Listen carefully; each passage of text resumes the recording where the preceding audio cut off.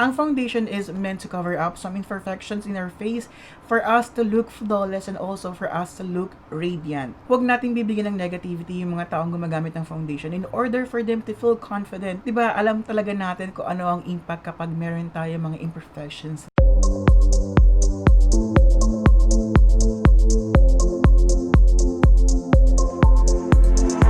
Hi guys, it is Megan. Hopefully and welcome back to our channel. So this is going to be like a continuation. Kung yung video natin last time is about primers, this one is about foundation. So here in our new vlog is we are going to talk about different kinds of foundation, yung mga types. And also we are going to talk about kung ano-ano yung pagkakaiba-iba ng mga coverage and also ng finish. Pero hindi lang tayo doon natatapos kasi we are going to apply it just to show you guys kung ano-ano yung pagkakaiba-iba ng mga foundation na yon. And of course, we are going to discuss them even more. So, malalaman nyo yung pagkakaiba-iba ng mga foundation at kung ano yung mga possible na consequences kapag kayo ay gumamit nun. Pagdating sa pagandahan, may iba nagkasabi na parang lipstick lang or lip tint lang, tapos kilay lang is okay na sila. Pero di ba alam niyo naman pagdating sa pagiging maganda, laging kakabit nito yung pagkakaroon ng clear skin. So para saan nga pa ang foundation? Ang foundation is meant to cover up some imperfections in our face for us to look flawless and also for us to look radiant. Hindi naman talaga dun lang parang nagigauge or nauuri kung maganda ka or hindi kasi magkakaiba tayo ng skin, magkakaiba tayo ng skin condition. So kung ako kailangan ko mag-cover, kailangan ko yun. Kung ikaw hindi, huwag nating bibigyan ng negativity yung mga taong gumagamit ng foundation in order for them to feel confident. Kasi, di ba, alam talaga natin kung ano ang impact kapag meron tayo mga imperfections sa skin. So, we are going to talk about foundation. So, ang pagkakaiba-iba ng foundation according to types are merong liquid, merong powder, merong cream, merong mousse, and also merong serum. So basically, parang lima lang na yon. Kasi kung isasama mo yung stick foundation, it is actually a cream foundation na nasa stick. So the first kind of foundation that we are going to talk about is yung liquid foundation, which is ganito ang itsura. Nasa bottle like this. Tulad nito, nito, nito, at nito. So basically, by that, nakita nyo agad at nalaman nyo na ako ay liquid foundation person. So traditionally talaga, ang gumagamit lang ng liquid foundation is yung mga may dry and oily skin. Kasi nga, di ba, kapag dry, liquid or yung moisture mismo ng liquid foundation tends to moisturize your skin. So, parang lotion. Kapag ka dry, you need to put on lotion just to give you moisture. Parang ganun lang din sa foundation. Ang kagandahan kasi sa foundation, na liquid foundation is, ito kasi yung tipo ng kind ng foundation na meron tinatawag na buildable. So, buildable yung kanyang coverage. Ang gusto ko pa sa liquid foundation kasi, ito yung tipo ng foundation na kapag nag-layer ka na nag-layer, okay lang. And also, ako personally, I'm the kind of person na kapag gumagamit ako ng foundation, hindi na ako gumagamit ng concealer. So, if there's any parang hindi nako-cover na spots or mga marks, instead of using concealer, gumagamit ako ng foundation sa kadahilanan na yung covering niya kasi na magagawa is magiging sobrang much din sa foundation mo kasi yun lang din ang ginamit mong product. Hindi din siya magkakaroon ng additional reaction kasi ang formulation ng foundation na ginamit mo, of course, kapag nag-second layer ka, is ayun pa rin naman. So, kung gusto mo maging practical, para hindi na ka gumamit ng concealer, or kung gusto mo talaga na para mas mapabilis yung inyong pag-makeup, is pwede kayong gumamit ng liquid foundation.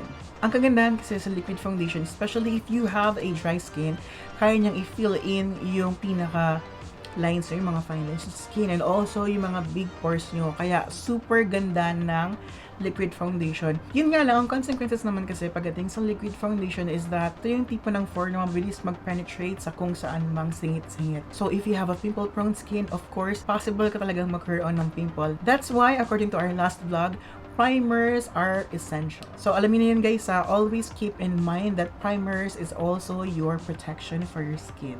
Ang liquid foundation is pwede nyo i-apply using a brush, sponge, and also your finger kung talagang kaya nyo nang i-manage yung consistency and yung thickness na gusto nyo. Plus, ang kagandahan kasi kapag gumagamit kayo ng finger, kapag fini-finger yung foundation, you are going to melt the consistency of your liquid foundation. So, ganon, kapag sobra siyang namimelt with the warmth of your finger is that mas madali siyang i-glide. For the next type of foundation is we're going to talk about powder. So, ito yung powder.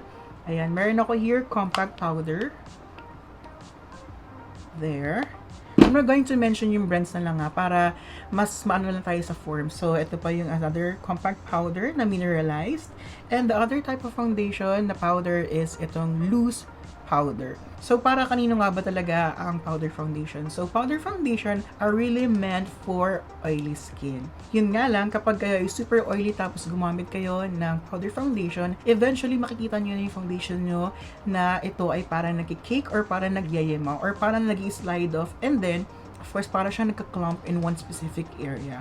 Ang pagkakaiba naman ng liquid foundation to powder foundation, ang liquid foundation is really okay to layer. Ang powder foundation kasi is the more na gumagamit kayo is the more na kumakapal siya. And then, kapag nagpawis kayo is yun, magkakaroon talaga kayo ng medyo makapal na yema. So, ayun, nakakatawa lang yung term na yun, pero it is so embarrassing. That's why you really need to know kung ano yung kailangan nyo for your own skin at kung anong klase ng finish ang gusto nyo. So, the finish of powder foundation is, of course, matte. So, it tends to make you look dry. Kasi, di ba, pag oily ka, of course, you don't want it to look greasy. That's why, if you're oily, you're going to use powder foundation. Pagdating sa routine, we're going to discuss it na. Kasi, I know some of you guys are going to ask me, kapag kayo ba ay gumamit ng liquid foundation, pwede ba kayong gumamit ng powder foundation? Of course, yes. Kasi minsan, kapag ayaw mong gumamit ng extra coverage from your own liquid foundation, kasi nga parang kulang siya, you can ask for help or parang put on a help from your powder foundation. Ngayon, maganda ba ang powder foundation? Actually, I do really say powder foundation as for parang retouches lang and also to help secure your makeup. Bakit napapansin niyo na most girls are nag-retouch sa CR or sa powder room? Kasi ang powder foundation, isa sa pinaka-less lang yung possible way mo to wear it. Parang baking lang yan. Kapag hindi pantay yung portion ng liquid mo at saka ng powder portion, as of course, mas mag-accumulate yung, should I say, liquid. So, mangyayari, magiging mamasa-masa siya. So, again, ang powder foundation is meant for you to keep looking dry. Tapos, of course, kapag nag-oil ka, tapos kapag pinagpawisan ka, of course, yung powder mo is mababasa. And then, additional pa sa powder foundation, if you have dry skin, of course, magmumukha ka lang crusty. Crusty yung term natin. Ang pangit mong pakinggan kasi mas makikita yung pagiging rough ng inyong skin, especially kung hindi kayo nag-exfoliate. And also, kung meron kayo rough skin, meron kayong mga pimple bumps or mga whiteheads na natutuyo. So, huwag kayong gagamit nun. Isa pa, kung kayo ay merong dry skin, it will only make you look older even more. So, might as well use a liquid foundation. Ang coverage ng powder foundation, like this one is kung siya ay full coverage, kung ano nakikita nyo dyan, ayan din mismo yung makikita nyo yung color once applied on your skin. Tapos may tinatawag na loose powder na kung saan, of course, what you see is not what you're really going to get. Expect nyo na mas lighter to kasi loose lang to eh. Hindi siya yung tulad ng compact powder na kapag ginamitan nyo ng sponge na parang in-apply nyo, makikita nyo agad na dun sa isang specific spot is buong-buo yung kanyang coverage. With this one, of course, mas dispersed. And of course, there are some kind of powder foundation na merong luminescent effect. And as you can see, medyo luminescent siya kasi this one is called mineralized. So, ang pagkakaiba ng loose powder and also ng mineralized powder, the granules of mineralized powder are much finer than the loose powder. Kasi loose powder somehow tends to be grainy. So, for our next foundation type is we're going to talk about cream. Pagdating sa cream foundation, actually, this one is the most perfect one. Kasi, ito yung magbibigay sa iyo na extra HD effect or high definition effect na kung saan ay ang pagkakaiba niya sa liquid foundation. Actually, liquid foundation is meant to give you a super great texture, super great appearance of your own skin. But with this one, this will give you an extra layer of a super perfect skin. It is able to give you a plastic look or parang artificial look kasi this one is so thick, so thicker than liquid foundation. Of course, meron siya nagagawa talaga na parang instant layer on your skin. So, secondary skin, parang ganun. So, before pa man, ang cream foundation, kahit pa noon na wala pa siyang evolution or innovation, ito talaga yung tipo ng kind of foundation na sobrang long-lasting. Kasi, it is the kind of foundation na pwede mong gamitin talaga ng 4 to 6 hours. But this time, mas pwede na siyang gamitin as long as 10 hours. So, ganun.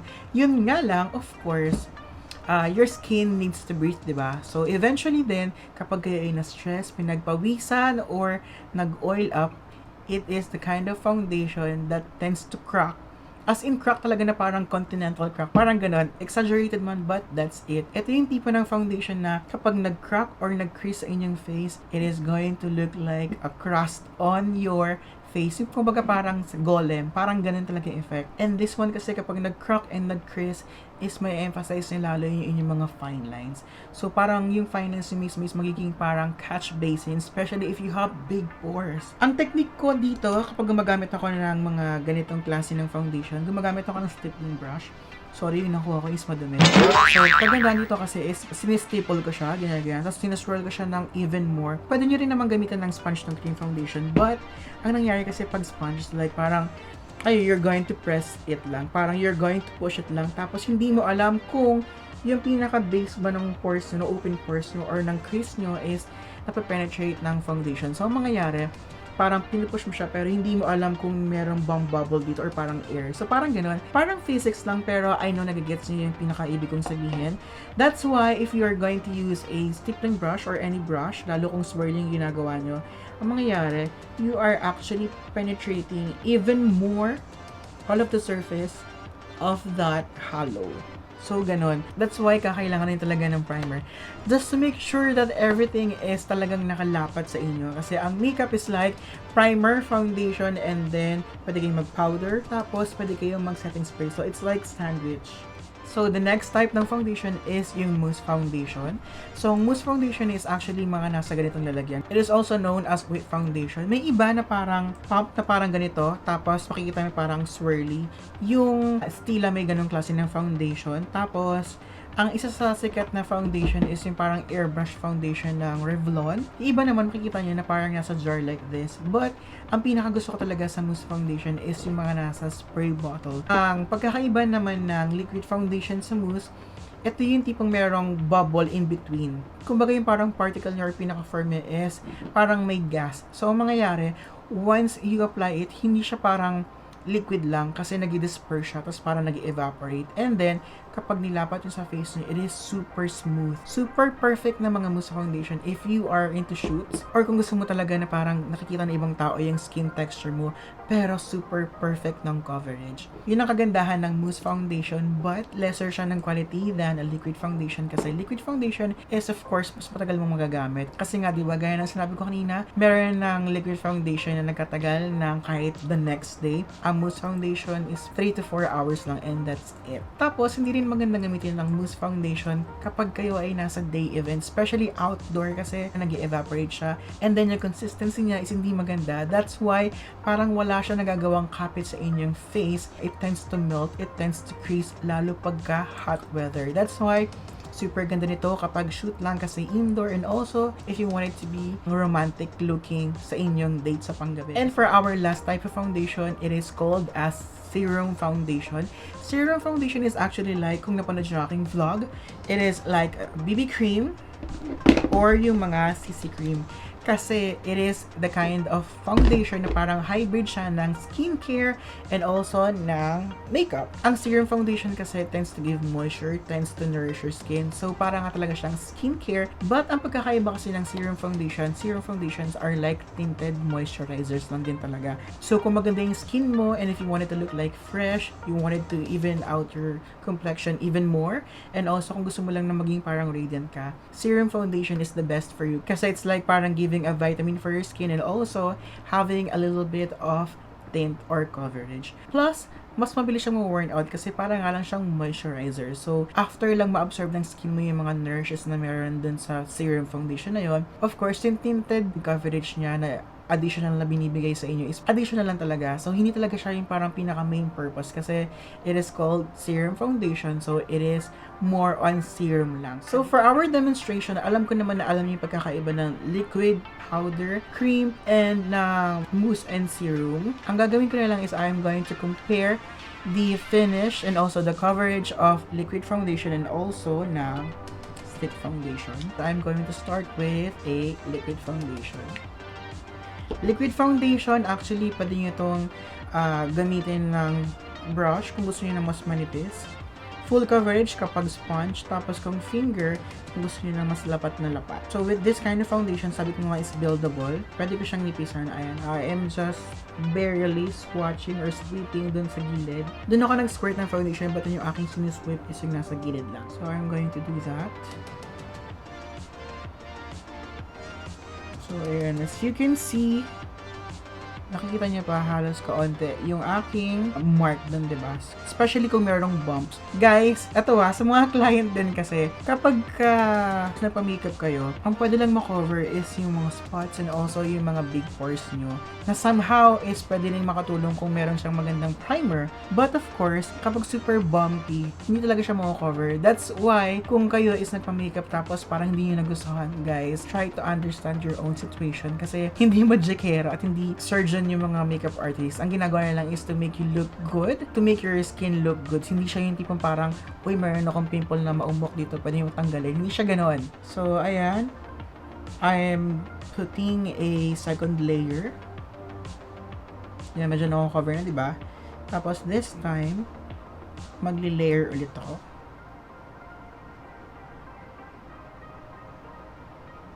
I am building up. Diba? Nakikita niyo na nawawala siya? So, layer pa ulit tayo.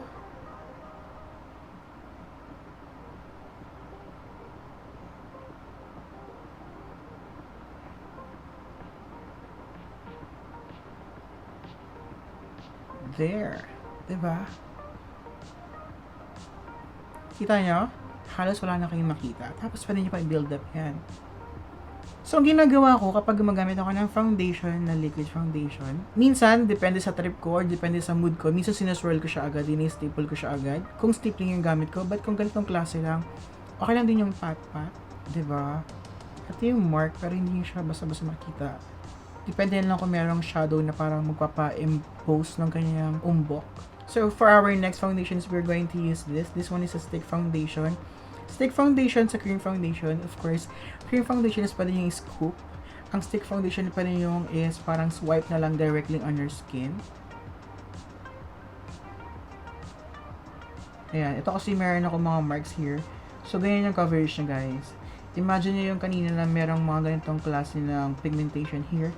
Ganyan siya na-cover. Of course, kapag gumamit kayo ng cream, hindi siya kasing fluid ng liquid foundation. That's why, kakailanganin nyo talaga ng mas mabusising blending. So, ayan siya, guys. Na-cover siya. Tapos, ang kagandahan dito kapag diniinan nyo pa na application, parang madiin na ganyan. Dahil as in, diba, nakita nyo? Para talaga siyang second skin, as in second layer ng skin nyo. That's why, kung gusto nyo ng super HD or super high definition ng makeup at gusto nyo talaga na para kayong Barbie doll, ayan, gumamit kayo ng cream foundation. But, ang sinasabi ko lang sa inyo, ang cream foundation is much comedogenic than a liquid foundation. And then for our serum kind of foundation, kasama ko na rin siya. Ang ating gagamitin is ito with hyaluronic kasi gaya na sabi ko kanina, serum, kumbaga meron siyang extra benefit for the skin aside from providing a coverage like a foundation. Ulitin ko guys, kasi baka mamaya maloka kayo, baka sabihin nyo, ay full coverage pala yung serum foundation. Guys, serum foundations are like skincare. Skincare kasi nagpa-provide din siya ng protection from the sun. That's why I expect nyo yung mga ganitong klase ng foundation na meron siyang mataas na SPF. That's why din hindi talaga siya meant to be used sa panggabing event kasi kapag kayo ay na-photograph or merong flasher nag-photograph sa inyo, of course, makakakita kayo ng casting with this kind of foundation. And also, this kind of foundation rin kasi tends to reflect more of the light. So, ayan. Konti lang siya. Going to disperse it. Di ba mukha siyang full coverage kasi nga meron siyang SPF and also it tends to reflect light even more. Pero ayun lang yung coverage niya, guys. Di ba? It tends to even out your complexion lang. Tapos, ayun, more on parang moisturizer lang siya. Tinted moisturizer. So, ito yung liquid foundation na buildable. Hindi siya totally matte kasi you can still see the glow of my skin. And then, this one is the matte, yung cream foundation na as in para nagbibigay ng secondary skin, artificial skin. And then, ito yung serum foundation na para sa gandagandahan lang, na may maganda naman talagang skin. Before tayo matapos, I'm going to discuss you guys kung ano-ano yung pagkakaiba-iba ng coverage ng foundation. Light foundation are meant to even out your skin tone or your complexion. Tapos, yung mga medium coverage are meant to cover some light blemishes. And of course, sa ating heavy or full coverage, ito na yung pinakapangmalakasang foundation that tends to cover out big pores. Ayan, big pores, kasama yung big pores aside from the dark spots or dark pigmentation sa inyong skin. And when it comes to the finishes, is meron tayong tinatawag ng matte, which is yung flat that can't reflect light. Tapos yung dewy, that can make you look younger and also radiant, supple. Tapos yung luminescent, yung parang merong certain na parang ayan, glow lang. And then yung natural na finish na parang natural lang, as in parang hindi mo makikita ng sobrang shiny, as in talagang perfect yung inyong skin. So, etong aking liquid foundation here is in between luminescent and yung natural finish. So, there you have it, guys. I hope na meron ako na-share sa inyo and mahaba man ang aking video. I hope that this one is a helpful one and I am really hoping to see you in our next video.